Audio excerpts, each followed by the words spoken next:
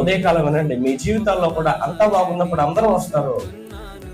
నీ జీవితం, నీ పరిస్థితి పోయిన తర్వాత, లేకపోతే నీ చేయి జారిపోయిన తర్వాత, అందరికీ పెట్టే నీ చేయి కాస్త ఒకవేళ కిందకి వెళ్ళిపోయిన తర్వాత, నేను విడిచిపెట్టే మనుషులు, తెగవారు ఖచ్చితంగా నీ చుట్టుపక్కల ఉంటూనే ఉంటారు.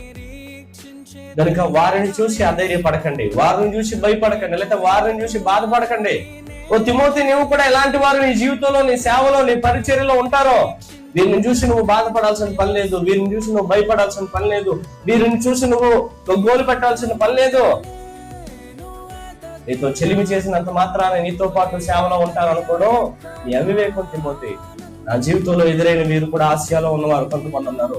వారు నన్ను విడిచిపెట్టి ఏం చేశారో తెలుసా? వెళ్ళిపోయారు అంటున్నారు. వీళ్ళరా, ఉదయకాలం దేవునికి సన్నిధానంలో మనం విడిచిపెట్టి వెళ్ళిపోయే వారి గుంపులో మనం ఉండకూడదు.